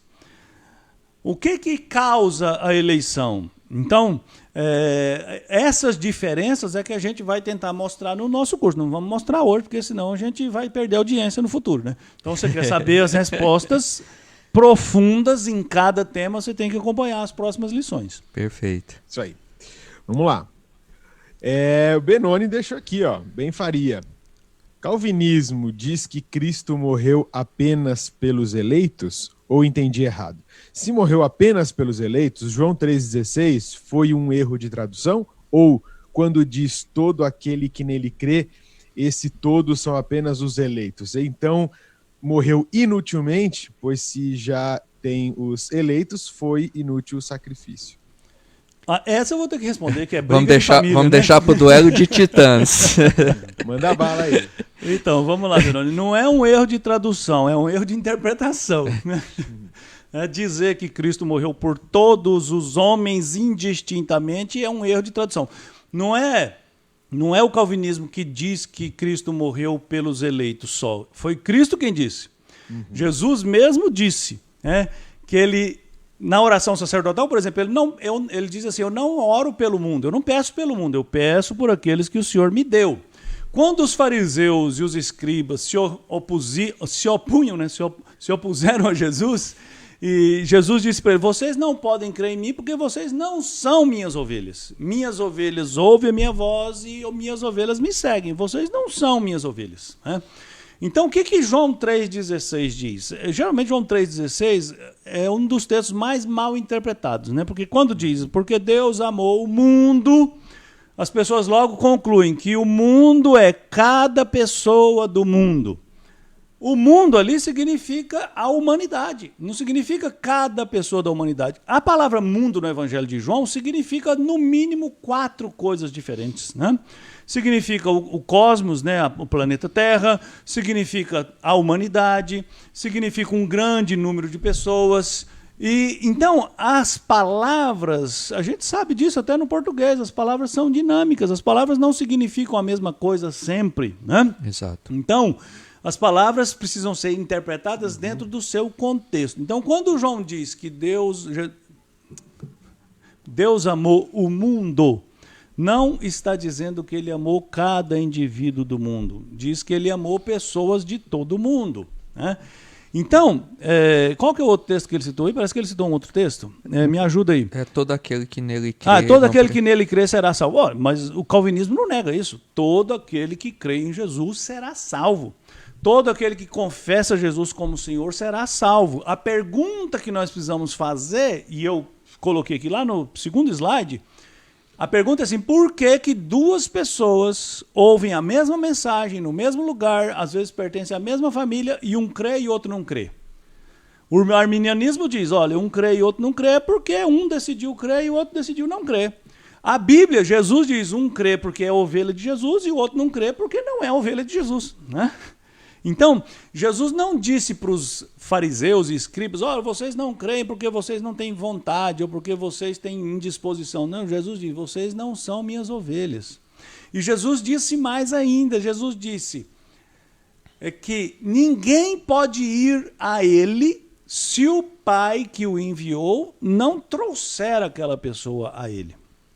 Então, a doutrina da expiação limitada, ou seja, que Cristo morreu apenas pelos eleitos, ela está fartamente fundamentada na Bíblia Sagrada e nós vamos estudar, vai ter uma aula só sobre isso, por quem Cristo morreu. Então, nessa aula nós vamos destrinchar esses textos e mostrar na Bíblia, através de uma hermenêutica correta, através de uma exegese bíblica, que a morte de Cristo não foi para cada indivíduo do mundo, mas foi para indivíduos de todo o mundo. Não foi para cada pessoa, mas para pessoas de todas as culturas. Então, agora, como eu estou falando, hoje é só uma introdução, né? Então, verdade. Está aí no 5º capítulo. E ainda tem um restinho da pergunta dele aqui, que ele joga tem? mais uma pimentinha então, ainda. Vamos lá, bota aí a pimenta. Então morreu inutilmente, pois se já tem os eleitos, foi inútil o sacrifício? Obrigado, Benoni, por essa pergunta, porque ela é linda para responder, né? Ora, os arminianos é que tem que explicar isso, não sou eu. Olha, se Cristo morreu por todas as pessoas do mundo, por cada pessoa do mundo, e a gente sabe, observando a nossa cultura, que a maioria das pessoas do mundo não é salva, não é? Então, para o arminianismo é que Cristo morreu inutilmente. Ou seja, Cristo morreu para cada pessoa do mundo e a maioria das pessoas do mundo não são salvas. Então a morte de Cristo foi um fracasso. Cristo quis salvar todo mundo, Cristo morreu por todo mundo, Cristo pagou o preço de todo mundo. E aí vem um problema muito sério. Se a morte de Cristo foi para pagar pela pena do pecado, que Deus é esse? Que recebe o pagamento e cobra de novo a conta. Então, quando Paulo diz lá em Colossenses capítulo 2, versículo 15, que o escrito de dívida que era contra nós foi cravado por Cristo na cruz, ou seja, a conta foi paga, dizem alguns comentaristas, isso não tem muita fundamentação, mas acho que serve como ilustração, né? Sim. Que os romanos antigamente, quando pegavam a nota promissória e ela era paga, ele pregava lá na parede do armazém a nota paga, né? Então, por isso, Paulo usou essa figura. A conta foi pregada. Aqui a gente teve um exemplo disso. Eu lembro quando tinha cheque ainda, né? Quando o povo usava cheque, você ia nas lojas, tinha um vidro assim em cima do balcão, cheio de cheque sem fundo que o sujeito recebeu, né? Então, olha só, que Deus é esse que recebe o pagamento pela morte de Jesus e depois cobra a conta de novo? Então esse é um Deus que eu não quero servir esse Deus, porque o Deus que eu sirvo é um Deus justo. Se ele recebeu a conta, ele não cobra a conta. Ele declara a conta paga, ele rasga a promissória e está pago, você vai para a glória. Então, o argumento, Benoni, é exatamente o contrário. É o arminianismo que faz a morte de Jesus Cristo inútil, porque Exato. Cristo teria morrido por pessoas que não são salvas. Já o que a Bíblia diz, não é o que o calvinismo diz, mas é o que a Bíblia diz, é que Cristo morreu e ele mesmo diz, nenhuma das ovelhas que o Senhor me deu se perdeu. Exceto o filho da perdição, porque esse já foi dado para ser perdido mesmo, né? Então, a morte de Jesus Cristo, ela é perfeita, ela cumpre o seu propósito e nenhum daqueles que pertencem a Cristo se perde. Jesus disse isso categoricamente. Minhas ovelhas estão na minha mão, ou estão na mão do Pai, e da mão do Pai ninguém pode arrebatar. É isso aí, já falei demais. Olha só, a gente tem mais 6 perguntas para responder aqui, e tem uns 10 minutinhos faltando aí para o tempo, tá? Então significa, falem depressa, né? Anda logo. Seguinte aqui, ó, o presbítero Saulo perguntou, as igrejas luteranas e anglicanas têm nos seus escritos bases de uma igreja reformada, mas eles continuam com muitos ranços da igreja católica, né, apostólica romana. Eles subscrevem os escritos, mas não praticam? Essa pergunta ela é muito boa, porque ela, além, né, de nos fazer pensar, é um alerta também para nós hoje, presbiterianos, que inclusive ontem essa semana toda comemoramos aí 161 anos de presbiterianismo no Brasil. É o que tem acontecido com muitas denominações religiosas pelo mundo afora. Possui uma base sólida, uma origem ali fundamentada na Escritura, sim, mas que ao longo do tempo vão se perdendo. Como o pastor Aguinaldo falou anteriormente, por causa das mudanças culturais, sociológicas, a mudança da cultura, as igrejas vão tentando se adequar a essa realidade que elas estão inseridas. E como muitas vezes aquilo que está lá na base não é mais, vamos dizer assim, relevante para a realidade atual, essas denominações religiosas vão mudando aquilo que eles acreditam. Eles vão inserindo outras ideias, outros conceitos, outras doutrinas, nesse afã de tornar-se uma igreja relevante para a sua época. E é o que basicamente aconteceu com luteranos, anglicanos, e que nós também corremos o risco, sim, se nos deixarmos levar pelos movimentos dos nossos dias e não pela Escritura. É por isso que até hoje, graças a Deus, a Igreja Presbiteriana do Brasil luta para ensinar a Escritura e ensiná-la de forma fiel, para que nós não sejamos levados por qualquer vento de doutrina e nos afastemos da Escritura como tantos outros assim o fizeram. Exato. Boa. Vamos lá.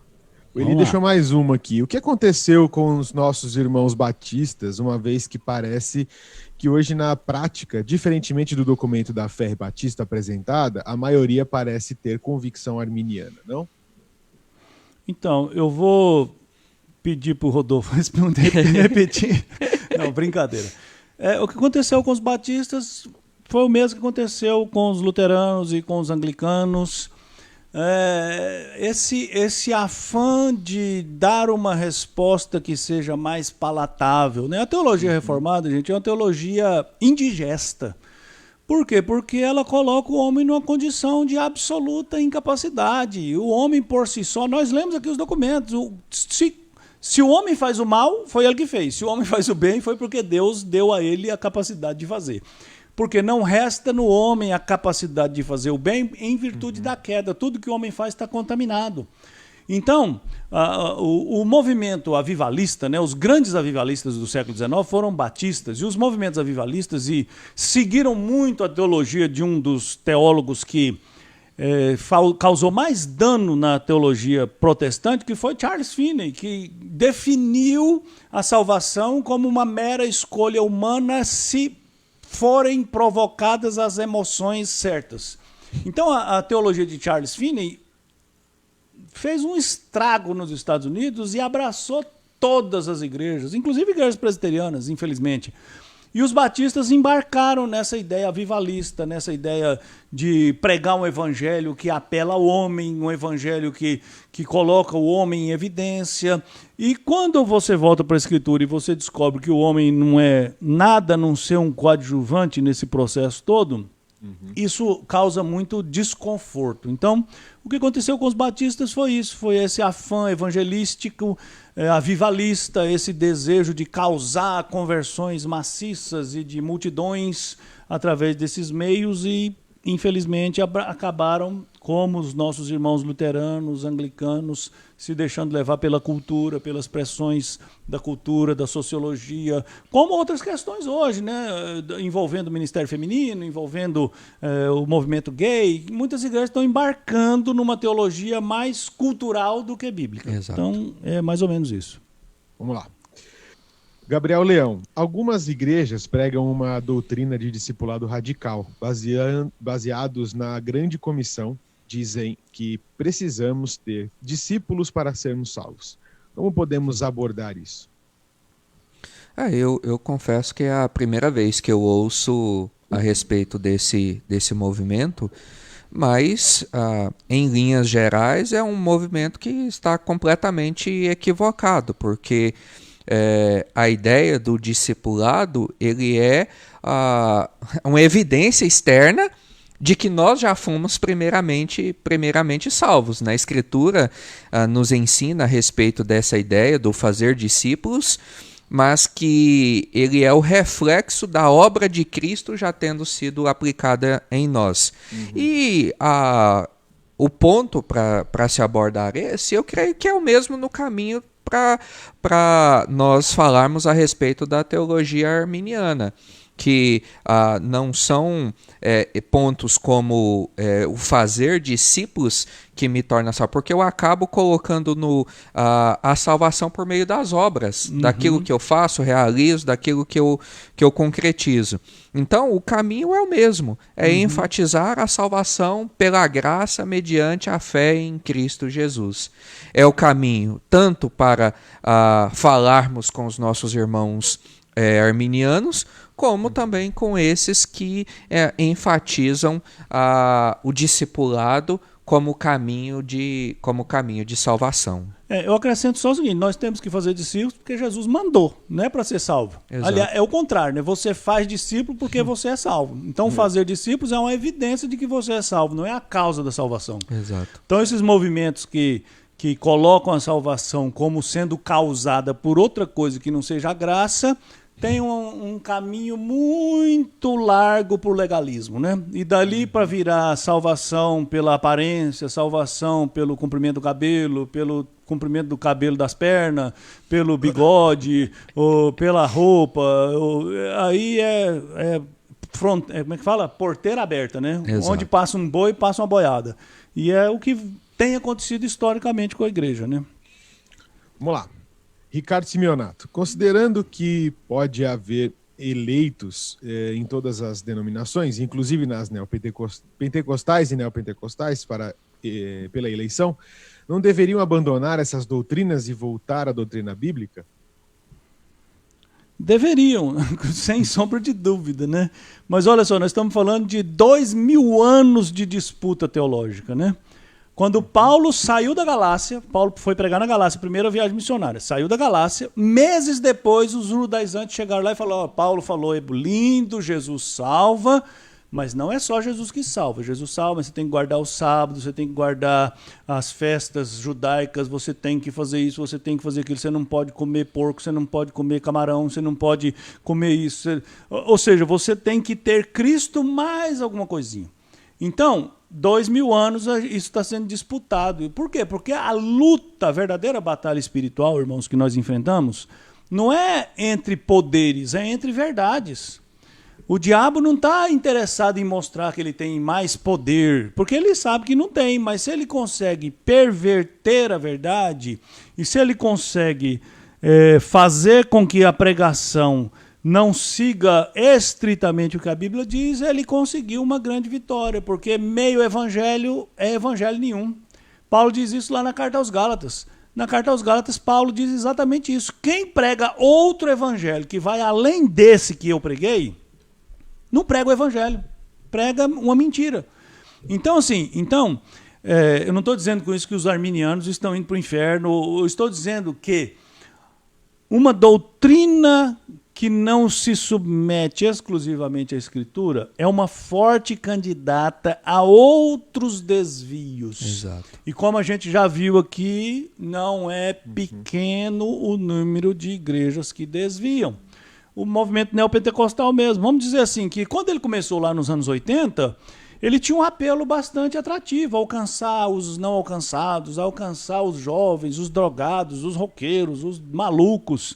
A motivação era boa, mas a teologia foi se desvirtuando, e hoje, praticamente, a gente tem que dizer que o neopentecostalismo é quase não cristão, né? Exato. Se não tivesse a Bíblia lá, pelo menos sendo lida para ter alguma esperança de redenção, estaria completamente perdido.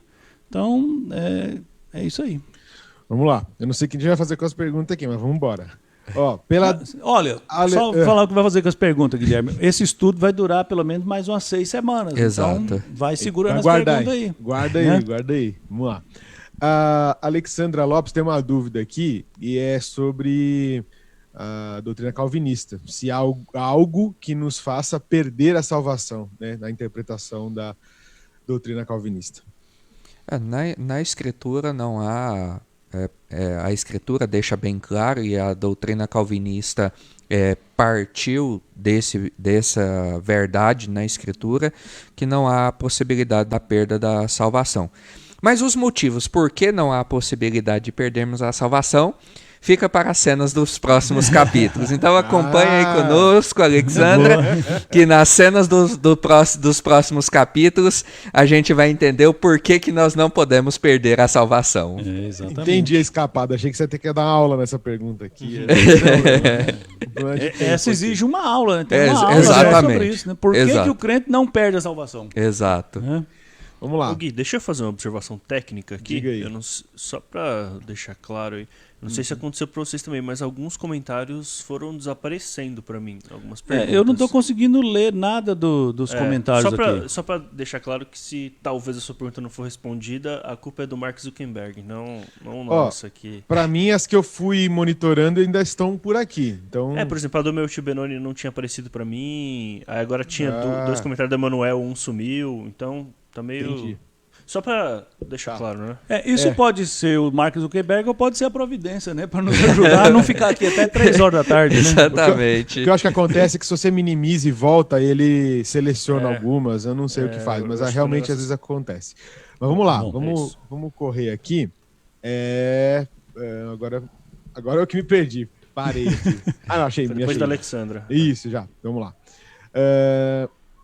Mais uma do Ricardo. A maioria dos crentes adotam o arminianismo pois querem escapar do questionamento de que Deus não escolheu a todos e isso faria dele... Mas eu não sei o que faz, mas realmente às vezes acontece. calma aí. O negócio deu um embolado aqui, que o Jonas abriu uns... Pode. Tô tentando resolver o trem do... Repete aí, por favor, Guilherme. Porque perguntou se a maioria dos crentes acaba adotando o arminianismo pois querem escapar daquele questionamento de que Deus não escolheu a todos e isso faria dele um Deus não tão bom. Boa pergunta. Sobre isso, Boa pergunta. A gente precisa entender que Deus não precisa de defensores. A Bíblia não precisa de defensores. Nós não somos apologetas, né, ou defensores de Deus. Nós somos defensores da Escritura Sagrada. O Deus que se revelou na Escritura Sagrada é o Deus que fez Paulo escrever assim, Romanos 9. Deus amou a Jacó e não amou Esaú. Aí Paulo responde assim, vou falar no coloquial, tá? Você não gostou? Se coce. Porque Deus faz o que Ele quer. Deus tem misericórdia de quem Ele quer. E aí vamos voltar, nós vamos chegar lá nesse texto, quando a gente estiver pregando em Êxodo. Quando Moisés desceu do Monte Sinai e viu o povo na balbúrdia adorando o bezerro de ouro, Moisés quebrou as tábuas da lei e voltou para o monte nervosinho, né? Voltou para o monte e falou, Senhor, agora o Senhor perdoa esse povo ou risco o meu nome do livro da vida. Não é? Esse texto que Paulo está citando em Romanos 9. E Deus respondeu assim para Moisés, o livro é meu, eu escolho e eu escrevo o nome de quem eu quero e eu apago o nome de quem eu quero e você desce lá e vai fazer o que eu mando. Não é? Ou seja, Deus, o Deus que se revela na Bíblia, é o Deus todo-poderoso, é o soberano. É aquele que fala e o mar abre, aquele que endurece o coração de um e amolece o coração do outro. É o Deus que não pede licença, que não pede favor, que não pede nada para ninguém. Ele manda. Quando Jesus começou a pregar o evangelho, Jesus não foi para a praça e disse assim, olha, Deus ama vocês, por favor, deem uma chance para mim. Não, Jesus se levantou e falou assim, o reino de Deus está próximo, arrependa-se e creia. Ponto. Jesus deu uma ordem, Jesus não fez um convite. O problema é que nós transformamos a ordem dos homens se arrependerem num convite para eles se arrependerem. E quando a gente transforma num convite, é igual quando você convida alguém para ir numa festa que ele não quer ir, ele fica com o rapapé, então não vou poder, fica dando desculpa. E Jesus contou muitas histórias sobre isso. Lembra da parábola do pai que deu uma festa de casamento e mandou convidar as pessoas e as pessoas ficaram dando desculpa esfarrapada e Deus, o dono da festa então mandou chamar os mendigos da rua e todo mundo? Então assim, o Deus da Bíblia Sagrada não precisa da nossa defesa.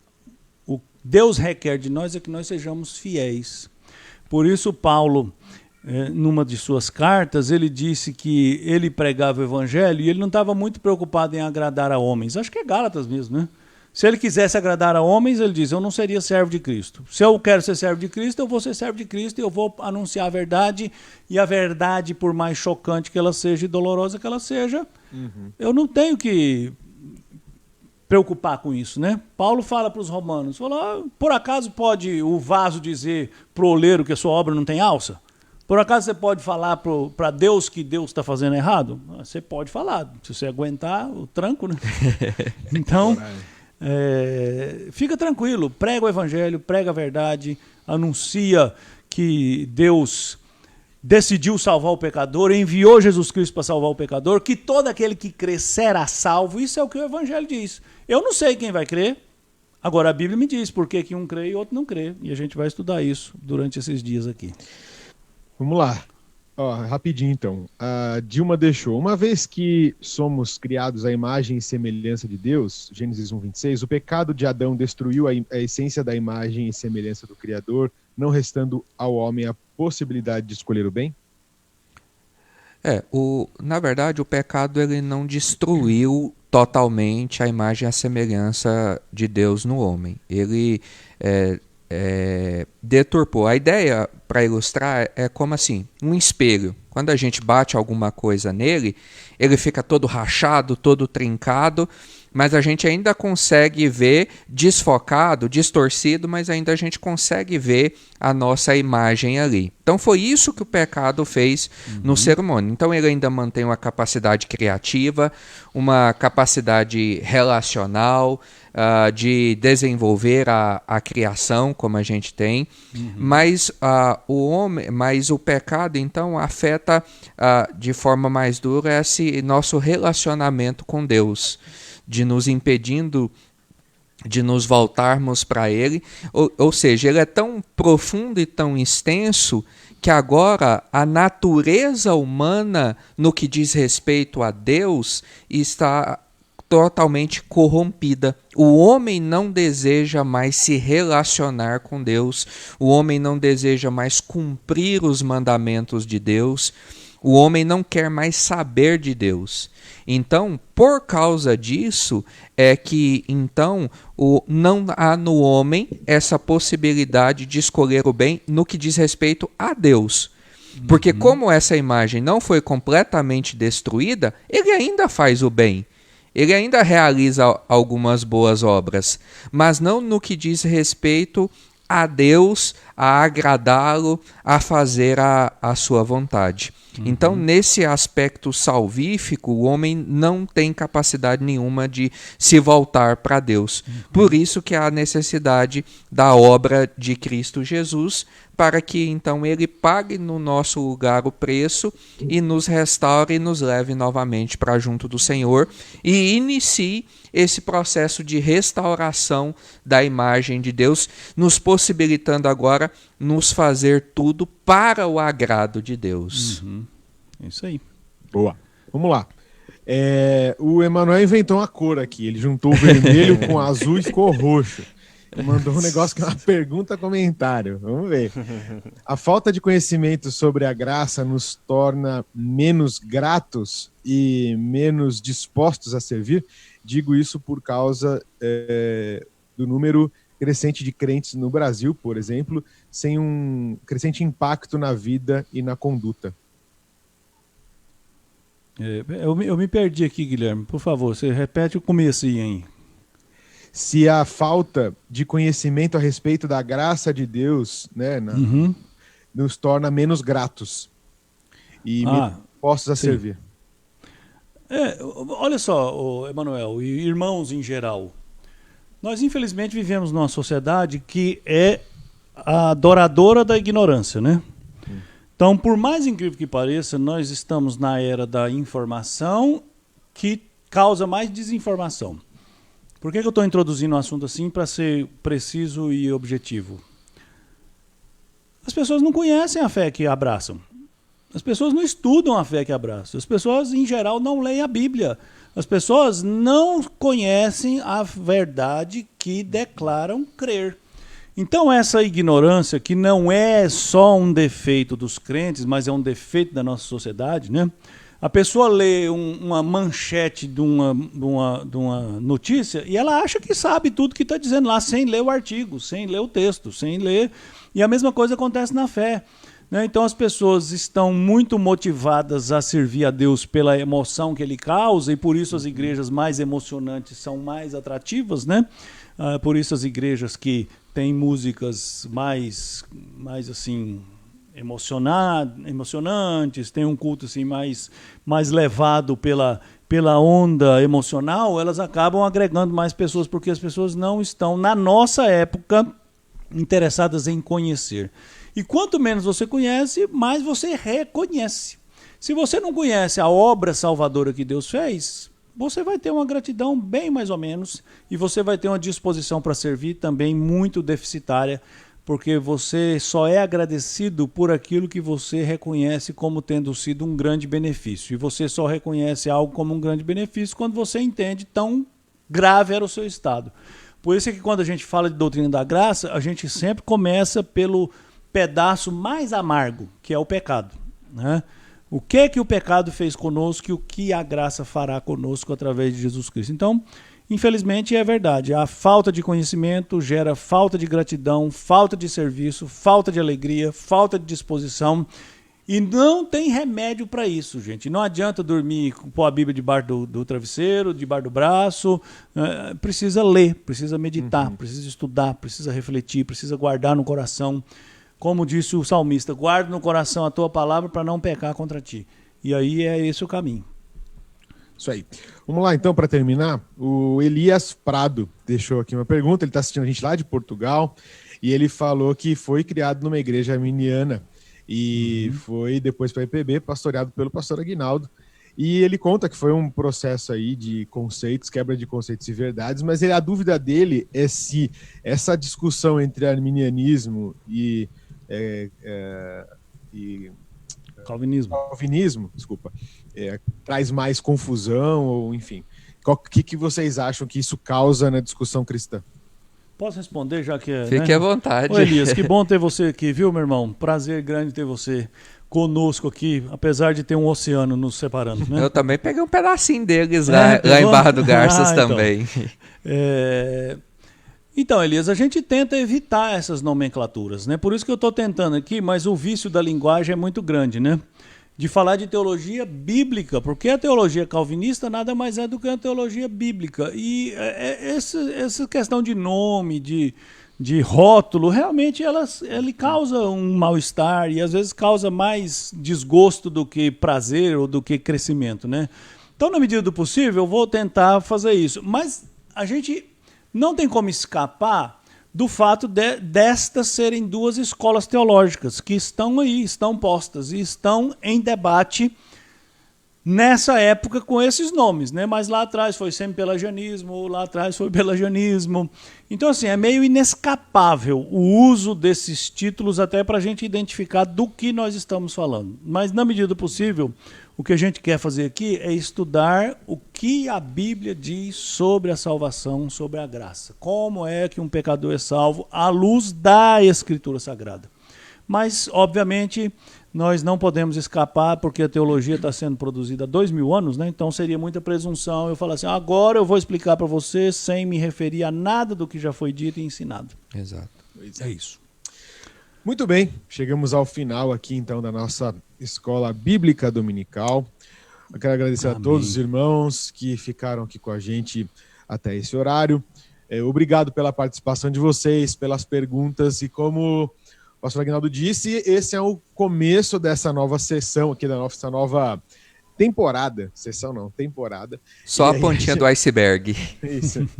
E a gente vai estudar mais outros temas que podem ajudar e vão complementar essas perguntas, a resposta dessas perguntas que vocês deixaram hoje, e também talvez outras novas perguntas aparecerão dentro dos temas que a gente vai abordar. Tá certo? Então, é isso. Quero deixar aqui as palavras finais e aí vocês também podem seguir para a gente encerrar. Então, quero agradecer aos irmãos, agradecer a participação, né? Agradecer a disposição de nos acompanhar aqui e dizer que o tema é vasto, viu? E a gente não vai ter muita pressa para tratar porque a gente quer que você aprenda o que a Bíblia diz sobre esse assunto acima de tudo, né? Obrigado pela participação, obrigado Guilherme, Rodolfo, Jonatas. Deus abençoe a todos nós no resto desse dia. Meus irmãos, muito obrigado pela presença de todos. Já deixar aqui também o convite, né, para hoje às 19 horas. Isso. Se você fez a sua inscrição pelo aplicativo, você poderá estar aqui hoje presencialmente conosco. Se não, as nossas transmissões continuarão aqui pelo Facebook. Que juntos possamos continuar louvando e adorando ao nosso Deus. Deus abençoe a todos. Um ótimo dia do Senhor. Agradecer também, foi muito bom, né? Muitas perguntas, tal. Com certeza. Deixei mais para vocês irem direcionando aí, porque eu sabia que ia ter bastante coisa para responder, mas foi muito bom, graças a Deus. E a gente se vê mais tarde, se Deus quiser. Amém. Pastor Rodolfo, faz a oração, por favor, e a gente encerra aqui a nossa Escola Bíblica Dominical. Vamos orar. Ó Deus, no nome de Jesus, nós queremos agradecer ao Senhor por esse momento onde aqui juntos pudemos mais uma vez estudar a Tua Palavra, conhecer um pouco mais do Senhor, daquilo, ó Deus, que ao longo dos anos o Senhor vem fazendo em meio à Tua Igreja. E nós te agradecemos, ó Deus, porque embora muitos homens tenham tentado encobrir a verdade que se revela por meio da tua palavra, provocando, ó Deus, novos ventos de doutrina. Nós te agradecemos por tantos homens que o Senhor levantou ao longo da história, que lutaram, ó Deus, que investiram o seu tempo, suas vidas, para que a verdade do Senhor se mantivesse apesar das circunstâncias que eles estivessem imersos. E a oração, ó Deus, que nós fazemos é que hoje, nós, como parte do povo do Senhor, colocados aqui neste lugar e nesse tempo, que nós, ó Deus, o Senhor nos dê a graça de sermos esses que lutam pela fidelidade à palavra do Senhor, que lutam pela pregação do verdadeiro Evangelho. Não nos deixe, ó Deus, sermos levados pelo nosso tempo, por aquilo, ó Deus, pelas pressões que nós estamos imersos a elas, mas que apesar de tudo isso, nós continuemos fiéis ao Senhor, continuemos pregando o Evangelho de Cristo Jesus. Amém. Nos abençoe, ó Deus, ao longo de todo esse dia e que logo mais à noite, juntos, nós possamos levantar as nossas vozes e mais uma vez, unidos, adorarmos ao Senhor em espírito e em verdade. Essa, ó Deus, é a nossa oração, em nome de Jesus. Amém. Amém. Amém. Amém.